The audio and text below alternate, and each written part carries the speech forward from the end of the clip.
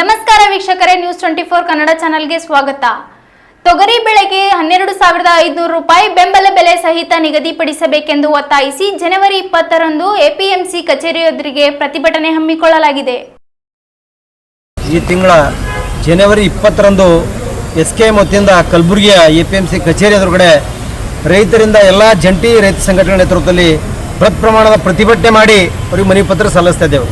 ಯಾವ ಕಾರಣಕ್ಕಾಗಂದ್ರೆ ಈ ಒಂದು ಹೈದರಾಬಾದ್ ಕರ್ನಾಟಕ ಭಾಗದ ಕೇಂದ್ರವಾದಂಥ ಕಲಬುರಗಿ ಜಿಲ್ಲೆಯಲ್ಲಿ ಸತತವಾದಂಥ ಏನು ರೈತರು ಒಳ್ಳೆಯ ರೀತಿಯ ತೊಗರಿ ಬೆಳೆ ಬೆಳೀತಾ ಇದ್ದಾರೆ. ಆದರೆ ಕನಿಷ್ಠದಕ್ಕೆ ಬೆಂಬಲ ಬೆಲೆ 12,500 ರೂಪಾಯಿ ಕೊಡಬೇಕಂತೇಳಿ ಒತ್ತಾಯಿಸಿ ನಾವು ಪ್ರತಿಭಟನೆ ಹಮ್ಮಿಕೊಂಡೆವು. ಈ ಇಡೀ ಮಾರ್ಕೆಟಲ್ಲಿ ಗಂಜಿ ಎಪಿಎಂಸಿಗೆ ನಾವು ಹೋಗ್ದೇವು ಅಂದ್ರೆ 6,500ರಿಂದ 7,000 ರೂಪಾಯಿ ಖರೀದಿ ಕೇಂದ್ರಗಳು ನಡೀತೇವೆ. ಆದರೆ ಸರ್ಕಾರ ಹೇಳ್ತೇವೆ ಖರೀದಿ ಕೇಂದ್ರ ನಾವು ಸ್ಟಾರ್ಟ್ ಮಾಡಿದೆವು ಕಲಬುರಗಿ ಜಿಲ್ಲೆಯಲ್ಲಿ ಅಂತೇಳಿ. ಎಲ್ಲಿ ಒಂದು ಕ್ವಿಂಟಲ್ ಯಾವುದು ಕೇಂದ್ರದಲ್ಲಿ ಯಾವ ತಾಲೂಕಿನಲ್ಲೂ ಖರೀದಿ ಕೇಂದ್ರ ಇಲ್ಲಿ ತನಕ ಸ್ಟಾರ್ಟ್ ಆಗಿಲ್ಲ, ಬರೀ ನೋಂದಣಿ ಮಾತ್ರ ಮಾಡ್ಕೋತಾ ಇದ್ದಾರೆ. ಈಗಾಗಲೇ 50% ಅರ್ಧದಷ್ಟು ತೊಗರಿ ರಾಶಿಯಾಗಿ ಮಾರ್ಕೆಟಲ್ಲಿ ತೊಗರಿ ಬಂದು ಅರ್ಧ ಖಾಲಿ ನಾಲ್ಕು ಬಂದು ಸರ್ಕಾರ ವತಿಯಿಂದ ಖರೀದಿ ಕೇಂದ್ರಗಳು ಎಲ್ಲಿನೂ ಪ್ರಾರಂಭ ಆಗಿಲ್ಲ.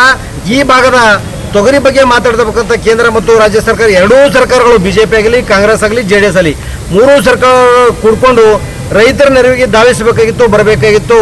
ಕನಿಷ್ಠ 10,000 ರೂಪಾಯಿ ಬೆಂಬಲ ಬೆಲೆ ಕೊಡಬೇಕಾಗಿತ್ತು. ಇದು ಯಾವುದನ್ನು ಕೊಡದೆ ಈ ಭಾಗದ ರೈತರು ಬರೀ ಕಣ್ಣೀರು ಒರೆಸ್ತಕ್ಕಂಥ ಕೆಲಸ ಸರ್ಕಾರಗಳು ಮಾಡ್ತಾ ಇಲ್ಲ. ಹೀಗಾಗಿ ಅದನ್ನು ಖಂಡಿಸಿ ನಾವು 20ನೇ ತಾರೀಕು ಕಲಬುರಗಿ ಎಪಿಎಂಸಿ ಎದುರುಗಡೆ ದೊಡ್ಡ ಪ್ರಮಾಣದ ಎಸ್ಕೆಎಂ ನೇತೃತ್ವದಲ್ಲಿ ಪ್ರತಿಭಟನೆ ಮಾಡಿ ಮನವಿ ಪತ್ರ ಕೊಡ್ತಾ ಇದ್ದೆವು. ಅದಕ್ಕೂ ಸಹಿತ ಸರ್ಕಾರ ಬಗ್ಗದೇ ಇದ್ದರಿಂದ ಹಂತವಾಗಿ ಇನ್ನೊಂದು ತಿಂಗಳಲ್ಲಿ ಕಲಬುರಗಿ ಬಂದ್ ಮಾಡ್ತಕ್ಕಂಥ ಹೋರಾಟ ಸಹಿತ ನಾವು ಹಮ್ಮಿಕೊಳ್ಬೇಕಾಗುತ್ತೆ ಅಂತೇಳಿ ಇವತ್ತು ಪತ್ರಿಕಾಗೋಷ್ಠಿ ಮುಖಾಂತರ ನಾನು ಎಚ್ಚರಿಸ್ತಾ ಇದ್ದೀನಿ ಸರ್. ಭೀಮಾಶಂಕರ್ ಮಾಡಾಳಿ, ಎಸ್ಕೆಎಂ ಜಿಲ್ಲಾ ಸಂಚಾಲಕರು, ಕಲಬುರಗಿ. ಹೇಳ್ರಿ. ತೊಗರಿ ಪರಿಹಾರದಲ್ಲಿ ತಾರತಮ್ಯ ಮಾಡಿರ್ತಕ್ಕಂಥ ರೈತ ವಿರೋಧಿ ಸರ್ಕಾರದ ನೀತಿಯನ್ನು ಖಂಡಿಸಿ ಎಪಿಎಂಸಿ ಕಚೇರಿ ಮುಂದಗಡೆ ಪ್ರತಿಭಟನೆ ಇದೆ. ಎಲ್ಲರಿಗೆ ಸಮಾನಾಗಿ ಸರ್ಕಾರ ವಾಗ್ದಾನ ಮಾಡಿದ ಪ್ರಕಾರ 2 ಹೆಕ್ಟರ್ ಅಂತೇನು ಪದ ಬಳಸಿದ್ದಾರೆ NDRF SDRF ಎಲ್ಲರಿಗೆ ಸಮಾನಾಗಿ ರೈತರಿಗೆ ಪರಿಹಾರನ ಕೊಡಬೇಕು ಅನ್ನೋಂಥ ಮಾತನ್ನು ಒತ್ತಾಯ ಮಾಡ್ತಿದೆ.